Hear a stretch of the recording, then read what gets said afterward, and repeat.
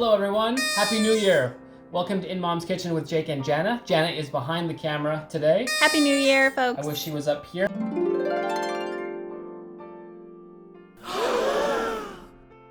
But today we're going to do a demonstration that I, in my personal opinion, think that our grocery stores don't want us to give you. Especially the butchery department, because that's where they make a lot of their money, in the fact that they cut the steaks for us. So what we did today's the day of the splurge. It's New Year's Eve. We're getting ready for a big night. Typically, a chef, when he prepares a New Year's Eve menu, that's when the high-end items typically go on the menu. Lobster is always popular, steak. So what we wanted to do is we wanted to do a beef tenderloin today. We wanted to splurge a little bit, but the great thing about beef tenderloin is that we're going to show you a couple things that you can do after just eating just a regular filet mignon steak. So what we're going to do is we're going to butcher a whole one together. I'm just going to kind of give you a quick demonstration because it's very easy. It's easier than it looks, and you get a lot of yield, and you save a great amount of money. So how many meals will we get out of that tenderloin? We have planned 4 meals with this beef tenderloin. First thing is tonight, we were talking about how much we want some really, really good, some Asian food, some Chinese food tonight. So we're gonna do beef and broccoli. That's gonna be our first dish we're gonna do tonight. For New Year's Eve, tomorrow night, we're gonna do some gluten-free braised beef raviolis. Oh, yum. Yeah, we're gonna do a really, really fun cream veloute sauce with that. And then on New Year's Eve, New Year's Day, we're going to grill some steaks outside with a really fun rub that I'm incorporating some cocoa nib and some Szechuan peppercorns. Ooh. And then our fourth night of beef is going to be this amazing beef stew that we're going to use with some of the scrap. And not to mention, we also have some things in here. We're going to reuse some of this fat. I'm going to show you some things that you can do with fat. This is just a great piece of meat that now normally if you were to go out and buy 4 filet mignons, center cut. Typically, a lot of these butchers are not cutting them properly, so you're getting a little bit of sinew, a little bit of fat on the inside. If you were to go and buy 4 really, really good filet mignons, I would think that was going to run $15 to $20 a pop. That's roughly $75. That's just for the steaks. That doesn't include any of the other great meat for stew, any of the other great meat for slicing thin. This was $110 for this entire piece. We're going to get 4 great meals out of this, and we're going to have some scrap left over for other stuff too. So really, it's a splurge because it is filet mignon, but we'll show you how to get the most out of this. So first thing I'm going to do is I'm going to open this up.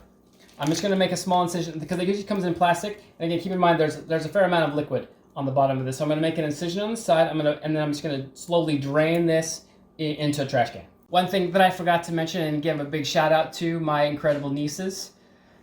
For that super hip. This is my amazing Dr. Pepper apron that I got for Christmas. They know how much I love Dr. Pepper. They know how much I love to wear aprons. And Baby Yoda. And yeah, it's got Baby Yoda. It's got, so thanks girlies for this incredible apron. And also one thing I also didn't mention is that a knife of choice that you like to use when you're cutting steak is called a boning knife. It looks like this. It's nice because it's pliable, and because you're gonna need to bend the knife and get in certain nooks and crannies on the tenderloin. So I recommend getting a nice boning knife. Okay, so a lot of the first part of getting a beef tenderloin really butchered up properly is you have your hands are really the best tool. Okay, so this is what it looks like when it comes out of the package. Now I used a few paper towels and I just blotted a little bit of the excess liquid off, but again, it's going to be a little bit on the juicy side, which is what you want. So, are you on camera? Are we done here? Yes, I will zoom down, pan down. So there are certain parts of the tenderloin, and you can see it. There's this little flap, this little separation. It's called the chain. Now, the first thing is what we want to do is we want to separate that chain from the actual tenderloin, and you can.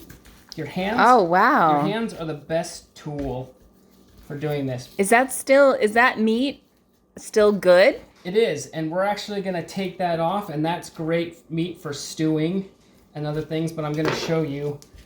But again, if you can see, you can see how it just kind of separates from, you can use your hands. Now, a lot of chefs use their knife, and they lose a lot of this good meat because they don't get their knife up so nice and tight on it, but by separating, by pulling the fat down, wow. you can just pull it apart. So what I'm going to do is I'm just going to continue to take along this extra meat. I'm going to use my knife to get under there, and I'm going to cut off the chain, and we'll go from there. Here you see this is called the chain, this piece that's been separated from the main piece of the tenderloin. So that what we really, really want is the tenderloin. You see that nice meat under here? It's underneath the fat and all this other stuff. Fat can also, another way is you can use your hands, honestly, to get rid of some of this, anything that you can grab and just kind of peel it back. There's all this fat that we're gonna get now rid of. I noticed you can see over in here it kind of has that same like silver skin that's on a pork tenderloin. That's the very same stuff? So you're gonna take off that silver skin? We're gonna take all that silver skin off. But by using my hands, I can really get in there. You'll see how the tenderloin is starting to take shape. Oh, for sure. So one thing I really wanted to talk about with the chain. So when you cut off the chain, I made the incision right at the top. You'll see there's a lot of good meat. Oh yeah. Still in there. What I'm gonna do is I'm gonna actually get my knife, and I'm gonna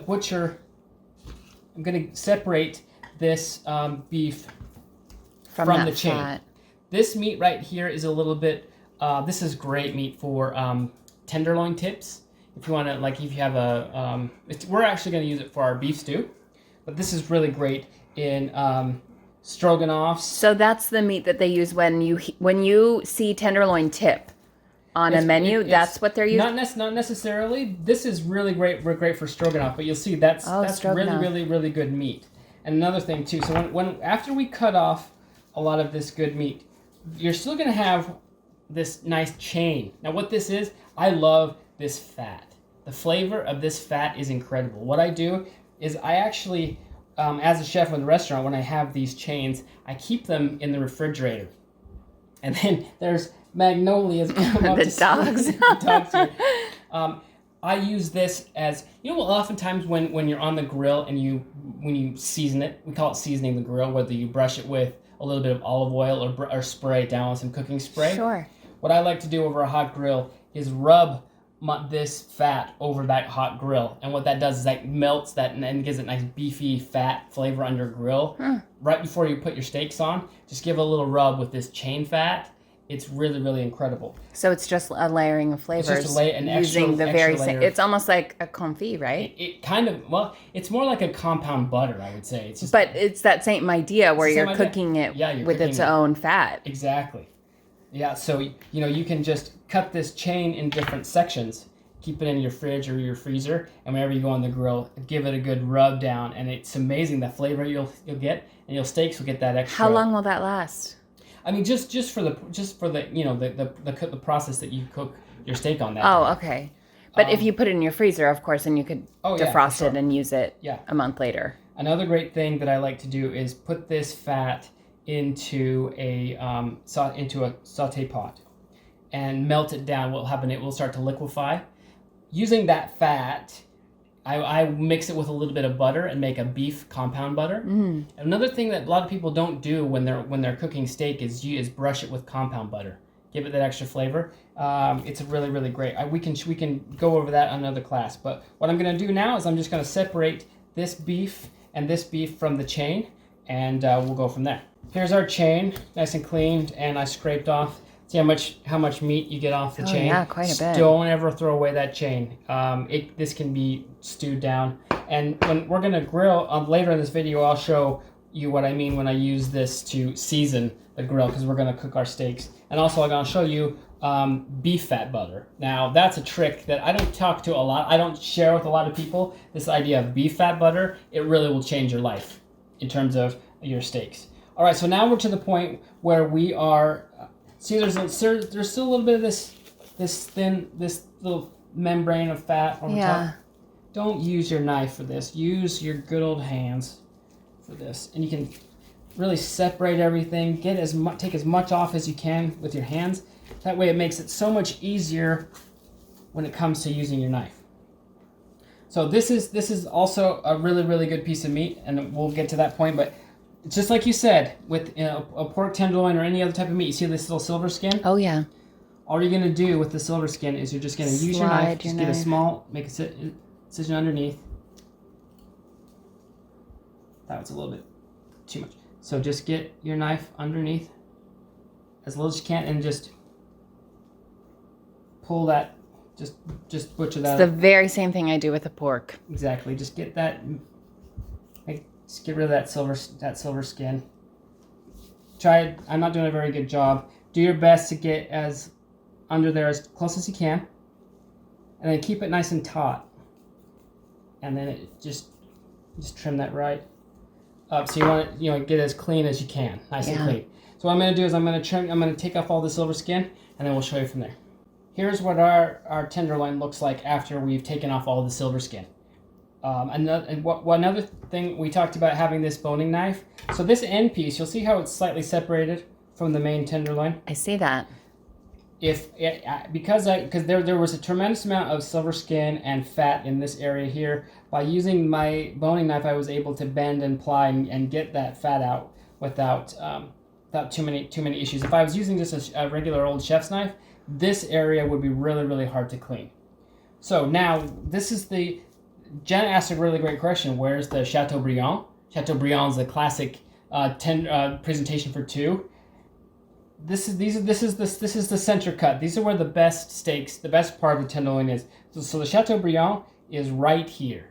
It's really this is this thick, prime, beautiful piece of steak. But again, all of your steaks, your filet mignons, come from this center cut.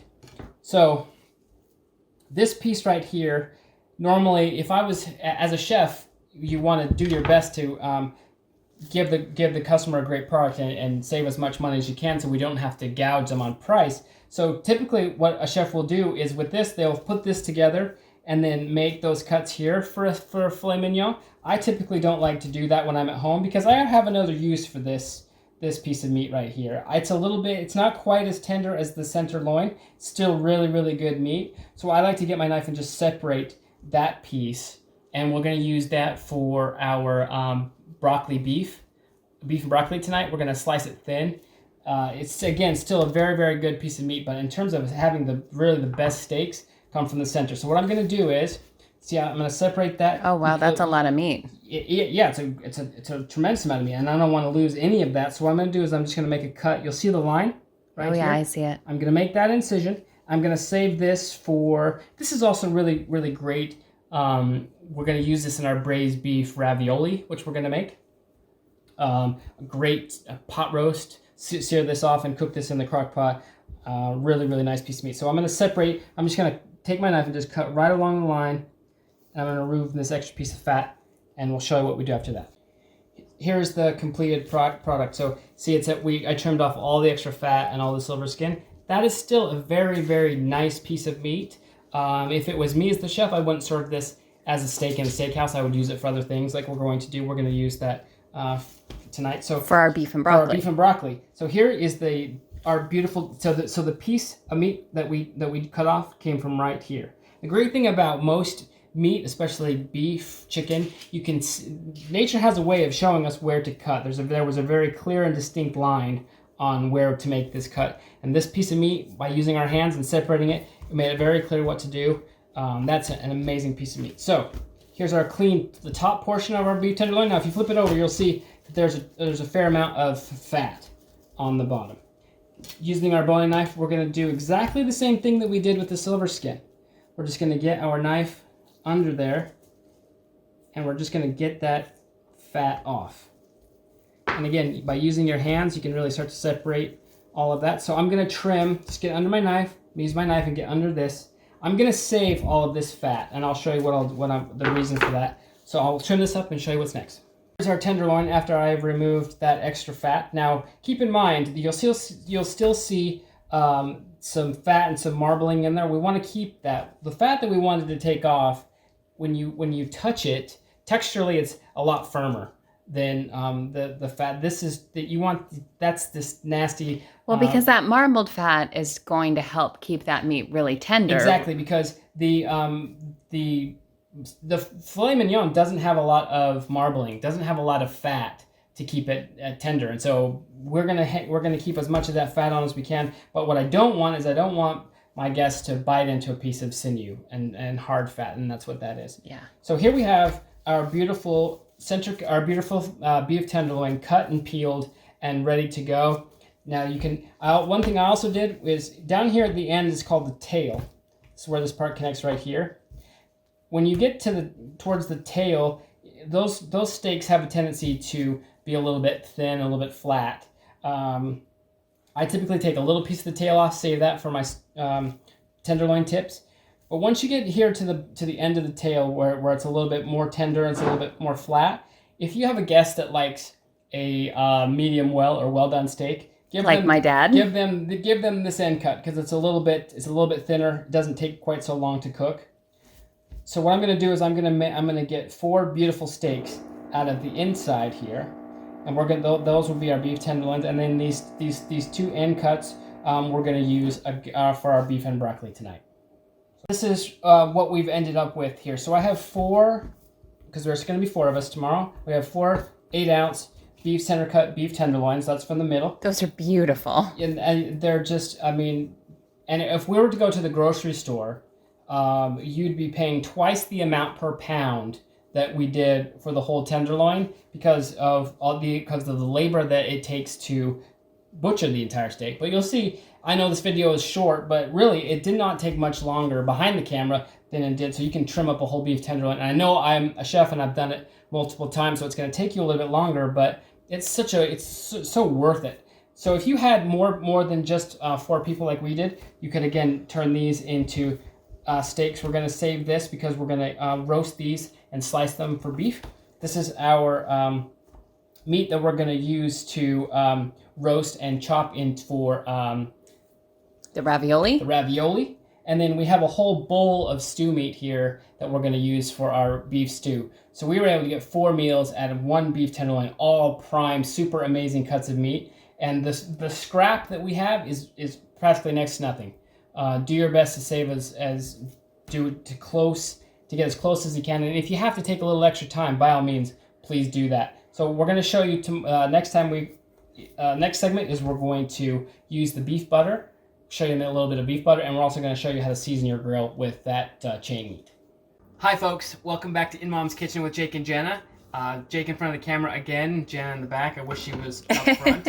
Not today, folks. Today we're going to give you one of my favorite things. I say that every time we do one of these cooking shows. You have a lot of favorite things. I have a lot of favorite things, but this is the ultimate thing that you want to learn how to do. This is beef. We're going to make beef fat butter. Now this is a great way to accentuate your steaks, do really, really great things. Okay, so what I have here in the pot is just all of the fat trimmings from the beef tenderloin that we did yesterday. So I have some olive oil, some fresh bay leaves, which I've crumpled up to release the oil, some garlic cloves, and some thyme sprigs. Now I've put just enough oil to coat the bottom of the pan. Now what I'm going to do is I'm actually going to melt this fat. So can you see the liquid around the bottom? Yeah, I can see that. Me too. Mom's here too. So what we're going to do is we're actually going to let this triple in size. So we want that fat to melt. You want the liquid to triple in size. Exactly, yes. So this fat will liquefy, and so this oil will become concentrated with beef fat. And what we always say in the kitchen is fat is flavor. Fat equals flavor. So all of this beautiful fat that we trimmed off, we're going to use to make a compound butter. So I'm going to show you all about that. So first I'm going to render all this fat, and then we'll show you where we go from there. Back at the stove, and you'll see we've had this on just for about 5 minutes. I forgot to mention we put it on medium-high heat. You don't want it too high. It smells so good already. Yeah, it's just beefy, fatty, really buttery, really, really nice. You'll see that it's the amount of liquid is doubled in size. Yeah. And that the little bits of meat that were still on the fat are starting to caramelize and brown up a little bit. So what I'm going to do now is I'm just going to throw it into the oven for about 5 minutes. Because what's happening is all the heat from below has started to melt and render the fat.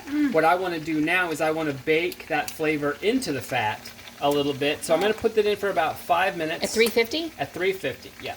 Show you from there. Moment of truth. It's been in the oven for about 5-7 minutes. What I'm looking for is nice brown color. Oh, yeah. So all the meat has caramelized, and when we first started out, that oil in the pan was clear. Now it's golden brown, got that nice color. It's infused with some garlic and thyme and bay leaf. So what I'm going to do now is I'm just going to let this cool down for a minute. I'm going to let it rest in this pot for about 3 or 4 minutes. Hot? It is hot to the touch. Be careful. Thank goodness that happened off camera. And I'm going to let those flavors continue to soak up in the oil. And then what I'm going to do is I'm going to strain it and then let it come to room temperature. Because what I'm going to do is I'm going to whip some fresh butter into the beef fat butter. Oh, yum. Because you got to make it. If it's And then beef fat, once it solidifies, it'll look kind of like butter, right? it will. What we're going to do is we're going to whip it till it has soft peaks. So it's going to look like a lot like a meringue. Are we going to whip it good? Whip it. Whip it good. All right. With that said, Devo will take us out of this segment and we'll show you what's next. Thanks, Devo. Welcome back. So we have our Beef fat? beef fat, thank you, all nice and cooled down. What I like to do sometimes too, if you have the time and are able to do it, I like to cook the meat on the grill for just a minute to get that nice fiery, smoky grill flavor. But if you can't do it, this is really a really nice way of the way we did it as well. So what I have here is just half a stick of room temperature butter. Now again, the ratio is weight for weight, typically. Do you need a whisk? I will. So I'm just going to incorporate it really well with the spatula, and then I'm going to whisk it together. And then all I want is some nice soft peaks, like a meringue or something. Also, you'll see here that I'm not going to flavor. Normally with a compound butter, you want to over season it. Add salt, pepper, your herbs, and zest, and so forth. But with this beef fat butter, I don't want to add any extra flavoring because our steak is actually going to be seasoned with salt, pepper, and the spices. And we don't want it to be too salty. We just want that little extra bit of beefy flavor in there. So you see how this incorporates really well. Beautiful. And then I'll whisk it and get a nice soft peak. And then we're actually going to start the grill up, and I'll show you what to do with the chain that we had yesterday. So we have got our beef fat butter. Now we've got some in the fridge that have nice soft peaks, but I kept some at room temperature because when you're working with the beef fat butter, you want it just a little bit on the thinner side. So you see how nice it's nice and viscous? Oh, yeah, it is. It smells really awesome. And again, it doesn't have an overly powered sweet or a salty flavor. It's just, how would you describe the smell? It's just beefy. It smells amazing. I keep getting whiffs of it. And this is such a great thing to have in your fridge, not only for basting steaks, but see, I can't live. Okay, we're giving out a secret. Steak and frites is one of the most popular steak dishes out there. Basically, right, it's just steak frites. It's just a nice New York strip steak with French fries. When the French fries come out of either your regular fryer or your air fryer, toss them in a little bit of beef fat butter.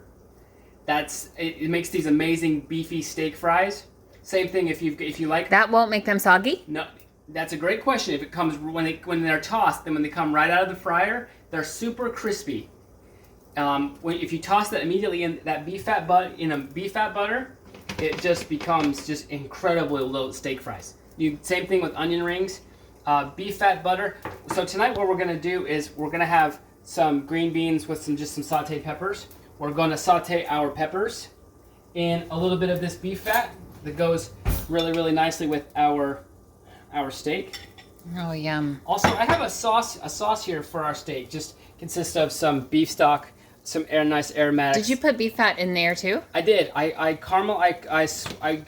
sweated all the aromatics with just a little bit of beef fat. The dog is going crazy with the beef fat butter. Another great thing that you can do with beef fat butter is you can add a little touch of flour. And you remember the beurre Monty that yes, we talked about? I do. So when we make our beef stew in a couple of days with that stew meat we talked about, I'm going to actually thicken my beef stew. Instead of using just regular butter in my roux, I'm going to use beef fat. Oh, nice. So it's great because it just the texture that it gives and the flavor that it gives. So possibilities are endless with beef fat butter. The grill is currently getting nice and hot. You want to have a nice hot grill whenever you're grilling. Also, another thing is I have our filet mignons that we cut yesterday. They've been brought up to room temperature. You never want to put a cold steak on a hot grill. Right, I learned that lesson. Always bring it to room temperature. Always bring it to room temperature, right. And always over salt and always over season your steaks whenever they go on the grill, because a lot of that seasoning is going to actually cook off on the grill. And so over season it with a little bit of salt, pepper. This is a mixture of some cocoa nib, Szechuan peppercorns, a little bit of espresso powder, and some cayenne pepper, just to give it a little bit of heat. So, and then what we're gonna do is we're gonna baste our steaks. Now, this is an amazing trick. I made a pastry brush. So we're gonna actually dip the rosemary sprigs that have been tied together in our compound butter to brush over top. You know what? I thought that was what you were doing when I saw that rosemary tied like that. I was like, oh, I bet that's going to be for basting the steaks. Why use a regular pastry brush when you can make your own herb rosemary brush? I also like to put a little thyme in my pastry brushes, but you'll see, and it incorporates that when that rosemary warms up. Honestly, the best steaks ever. So, beef fat butter. And if you just do it. And the great thing is, like tonight when we go to bed, both of us are going to be smelling like beef fat butter. Oh man, it's gonna be. You might get lucky tonight. Hey-o! Happy New Year. I hope you can see. We're outside I can now see. by the grill. Excellent. Okay, look at my dad's created this beautiful ambiance out here for our New Year's so Eve pretty celebration. You got the fire pit. We do. Look at how beautiful. So fancy. Sorry for making you guys dizzy, spinning around. All right, so I love this little grill. It's just a little propane grill. You don't necessarily always need a big, nice, fancy, state-of-the-art grill to cook great meat. It's all how you. It's always just about cooking. Well, when we lived in Washington, we had that tiny little one that we kept in the garage, honestly, and it did the trick. Is if it can get hot. That's really what we're. We even cooked in our fireplace. Exactly. So this has been on for about 5-10 minutes, getting nice and hot. You can feel it. A piece of meat is never going to cook really well on lower heat. So this is a small piece of the chain that we cut the other day. So I was able to get 4 different sections out of the chain, and I put the other 3 into the freezer whenever we do this again. This fat, just like everything else with beef, is flavor.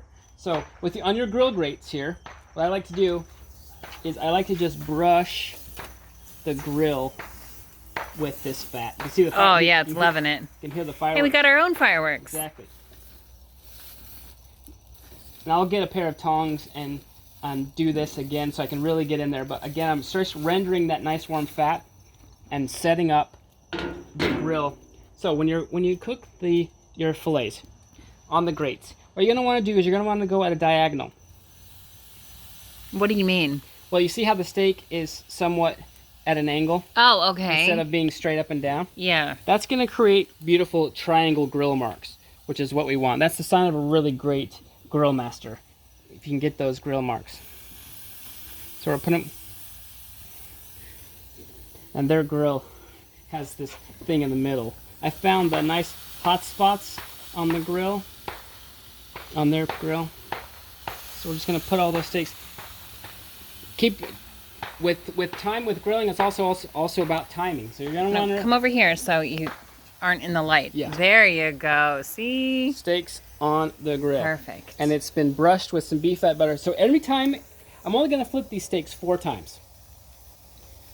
Because the more you flip them, the more you pull the meat off, the more damage that you do. So I'm gonna do this for a few minutes. I'm going to flip it over for a few minutes, and then I'm gonna do angles. See, so when I pick this steak up off the grill, what I'm going to do is I'm going to lift it and then turn it. Just do a slight turn to get those nice grill marks. But we're going to show you that here in just a moment. So we're going to give these about 4 minutes on this side. It's been 4 minutes, and if you pick up the steak, you'll see that got your little sous chef down there. Yeah, Maggie's here. The grill marks are going this way. Yes. When I put it back on the grill, I'm going to put it going on the other way. But we'll do that here in just a moment. So now here comes the basting part. Anytime you flip this steak, you're going to want to give it a baste. Ooh, nice. And you're going to get a little bit of a flare up. You want to make sure you don't let it flare up too much, because that will taste kind of like burnt oil on your steak. So you're just going to kind of baste the top, and then just let that butter kind of ooze around the outside. Okay. See, some of our steaks haven't got that color that we want, just because you got to find those sweet spots on your grill. So that might be a little bit over toasted. But great thing about beef fat butter is that you can kind of like gives it a nice shine and kind of cover up some of those. And if you do get little flare-ups like that, just kind of move it to a different spot on the grill. But basting butter, it's the same concept as when you're in a saute pan. You know, when you're butter basting a steak. Oh yeah. It's that same concept. You're really infusing that awesome flavor into your steaks. So we're gonna give these, let these keep going. I'm gonna butter baste the other two, and then we'll give them another 4 minutes. Welcome back and Happy New Year. It's New Year's Eve. We have our steaks are off of the grill now. I didn't do a great job with the grill marks. You can kind of see the crosshatches on some of them, just because this is a grill that I'm not used to working with. And also I understand my different family and their temperatures. Mom likes it a little bit more rare to medium rare. Dad likes it a little bit more on the medium rare, and Jen and I both like ours kind of like a strong medium rare, almost medium. Really quick, should I show them the trick with the thumb? I always think that's a really, really great trick. Yeah, that's cool. So that's cool. Cooking by touch on the grill is something that chefs work really, really hard to learn how to do. So I can touch a steak and know, okay, just by the touch that's rare. By touching that's more medium rare. There's a great little trick that I learned. This fleshy part of your thumb right here, you kind of feel that it's nice and spongy and fleshy. That's what a rare steak feels like. This is rare right there. It's kind of nice and spongy. If I was to touch my thumb to my index finger, that firms up just a little bit, and that is what a medium rare steak feels like. And the more you go down, medium, fourth finger, well done. And by the time you touch that pinky, that flesh is firmed up really, really well. And so that's what a well done steak feels like. So if you kind of want to go by touch, if you don't have a thermometer and kind of want to get close, the little fleshy part on your thumb is a great trick. So we're gonna dig in. Last thing I'm gonna tell you, this is a key thing. You need to film it. Like, Mom is literally pressed against the glass, ready to eat. She wants to eat. What the final thing that I'll tell? We see how we glazed them in beef fat butter. Oh, They're yeah. nice and glistening and glazed. Nothing's worse than getting a pale, boring looking steak. This gives it a nice presentation. Always let your meat rest for at least 5 to 10 minutes. And what that does is those juices kind of redistribute throughout the steak. And so when you cut in, you don't want all that juice and all that great flavor to ooze out, because that's what the great part about a steak. So we're going to let them rest for about 5 to 10 minutes, and then we're going to eat. But thank you for joining us this week on it. Happy New Year! Happy New Year!